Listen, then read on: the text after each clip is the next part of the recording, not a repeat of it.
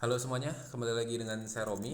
Di video kali ini kita akan belajar mempersiapkan lingkungan pengembangan untuk Java di Ubuntu. Kode editor yang akan kita gunakan adalah Visual Studio Code. Kita akan belajar cara instalasi Visual Studio Code beserta konfigurasinya agar bisa menjalankan program Java. Kita juga akan mendemonstrasikan langsung menjalankan program Java sederhana, yaitu keliling persegi panjang. Oke. Langkah pertama untuk instalasi Visual Studio Code, kita ke Google Chrome dulu. Ya, teman-teman bisa ketik di sini Visual Studio Code for Ubuntu. Oke, ada typo dikit nggak apa-apa. Oke, kita masuk ke website resminya Visual Studio Code. Nah, kita sebenarnya bisa langsung download di sini. Kita bisa download yang jenisnya .deb ya. Teman-teman bisa langsung download di situ. Oke, karena saya sudah download, saya tidak akan mendownload. Kalau sudah berhasil terdownload, kayak kita tutup Google Chrome-nya.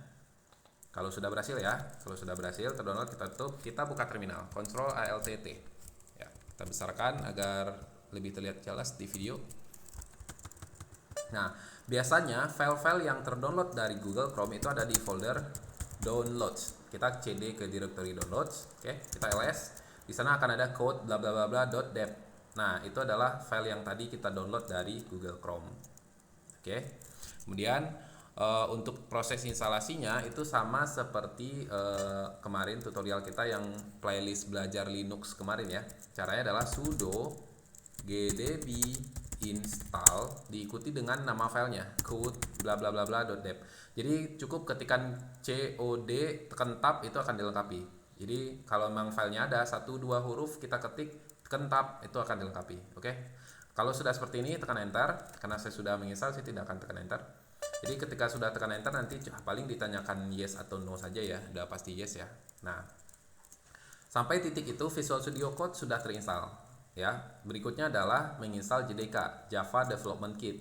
Karena Visual Studio Code itu hanyalah sebuah kode editor yang membantu kita untuk menulis program. Tapi dia belum bisa menjalankan, dia tidak mengenali function-function yang ada di Java gitu. Maka kita perlu menginstal Java Development Kit. Nah, cara menginstal Java Development Kit JDK di Ubuntu adalah dengan menginstal melalui repositori Ubuntu. Langkah pertama sudo apt update. Kita update dulu daftar repositori yang ada di Ubuntu kita. Oke, kalau sudah kita jalankan perintah sudo apt install openjdk min11, ini versinya ya. Kemudian min jdk. Oke, bisa di enter. Nah, karena saya sudah menginstal, dia tidak menginstal lagi. Kalau misalkan belum, dia akan menanyakan yes atau no ya. Ketik aja yes. Tapi pastikan teman-teman menggunakan internet kabel ya, karena memakan kuota yang lumayan. Jadi kalau pakai GSM mungkin kuotanya akan habis. Nah, sampai titik ini instalasi dan konfigurasi udah selesai. Kita sudah siap untuk melakukan membuat program dan menjalankan programnya. Oke. Nah, agar lebih rapi kita bikin sebuah folder baru mkdir ya, directory.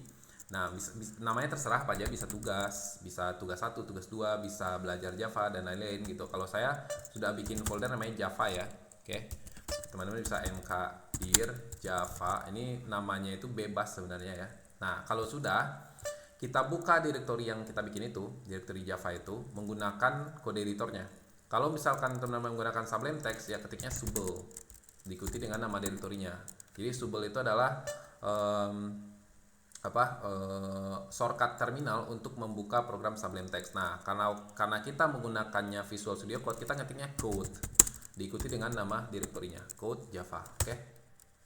Nah, seperti itu. Nah, kalau sudah terbuka, kita bikin file baru. Nah, karena kita tadi akan menjalankan program keliling, kita bikin ya nama filenya keliling persegi panjang diikuti dengan .java. Jadi file Java tuh belakangnya harus .java semua ya. Nah, kalau sudah seperti ini kita sudah diberi bantuan ya biasanya ya untuk kelas pertamanya ya. Kelasnya yang sama dengan nama filenya. Nah, di tengah-tengah scope ini kita buat method main-nya ya. Jadi method main itu adalah metode yang akan dijalankan pertama kali ya. Ini perilakunya mirip seperti ketika kita ngoding dengan C++ atau misalkan dengan Dart, Flutter ya, atau Golang gitu. Oke. Nah, untuk membuat metode kita bisa visibility-nya dulu, public. Contoh di sini public static, oke. Void. Nah, kalau cara membuat function di Java itu bisa menggunakan void kalau misalkan functionnya itu tidak akan mereturn nilai apapun. Void ya, kosong artinya ya, tidak akan mereturn nilai apapun. Kalau misalkan dia akan nge-return nilai berupa string ya, kita bikinnya string di sini. Dan kalau misalkan dia true atau false, kita bikinnya boolean gitu. Beda ya kalau misalkan di PHP atau JavaScript kita ngetiknya function aja semuanya, mau return mau tidak ada return semua function gitu. Nah, karena yang akan kita bikin adalah metode main. Main itu kan sudah pasti nggak nge-return apa-apa ya. Nah, jadi kita bikinnya void di sini. Oke, main. Kemudian kita bikin argumennya string args. Oke. Dan kita buat scope-nya. Nah, di tengah-tengah sini kita sudah bisa menjalankan program kita. Apapun yang kita ketik di sini itu akan di running untuk secara otomatis nanti ketika kita running programnya. Oke. Pertama kita tes dulu untuk mencetak tulisan ya. Kita tes di sini system.out ya. Println. Nah, dalamnya kita bisa tulis hello di sini ya.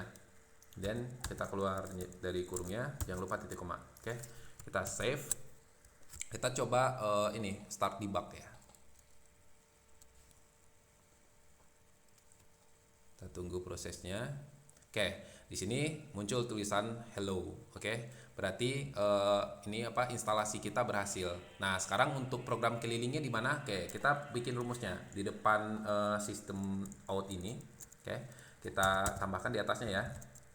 Oh, sebentar. Oke. Oke, kita di depan yang sistem out ini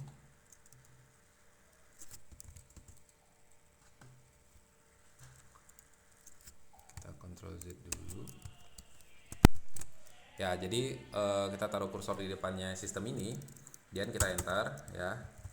Nah, kita tambahkan rumus untuk keliling di sini ya. Nah, hal pertama yang akan kita lakukan adalah kita buat dulu, definisikan dulu variabel-variabel yang akan bekerja dalam rumus ini ya. Karena keliling itu bisa aja memiliki koma ya, variabel-variabelnya panjangnya bisa berkoma dan lain-lain, kita bikin double ya. Double itu untuk nilai-nilai berkoma. Oke, apa aja? Yang pertama panjang mungkin, kemudian lebar, kemudian keliling. Ini nama-nama variabel ya, titik koma. Nah, kemudian kita tentukan berapa panjangnya, misal P-nya itu 2 gitu kan. Kemudian L-nya misal lebarnya itu 10 ya kan. Nah, kemudian kelilingnya, nah itu adalah apa? Rumus keliling. Biasanya 2 kali panjang ditambah dengan 2 kali lebar kan. Nah, gimana caranya? Perkalian dulu yang dieksekusi baru pertambahan. Nah, kita bisa pakai kurung di sini. Oke. 2 dikali panjang, kali itu pakai bintang ya. Kemudian baru ditambah 2 dikali lebar. Oke. Jangan lupa titik koma. Nah, kalau hasil dari keliling ini, variabel keliling ini, itu yang akan kita cetak. Oke. Nah, kita kan tadi cetaknya halo ya, halo dalam petikan. Nah, sekarang kita delete tuh halo berserta petik-petiknya. Kita blok. Dah, kita masukkan variabel keliling itu di situ. Oke. Kita save, kemudian kita start debug.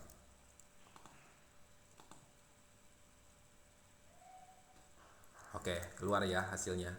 Nah, jadi gitu ya teman-teman ya untuk proses instalasi Visual Studio Code, JDK dan running aplikasi sederhana di menggunakan Visual Studio Code untuk Java. Oke.